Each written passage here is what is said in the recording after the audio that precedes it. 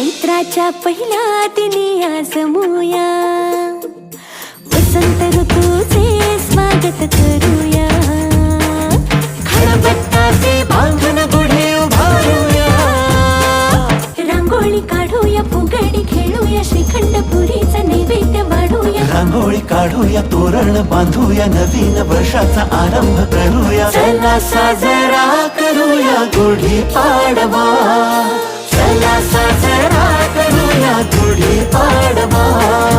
मराठी परंपरेला नव्याने जगूया, चला साजरा करूया गुढी पाडवा.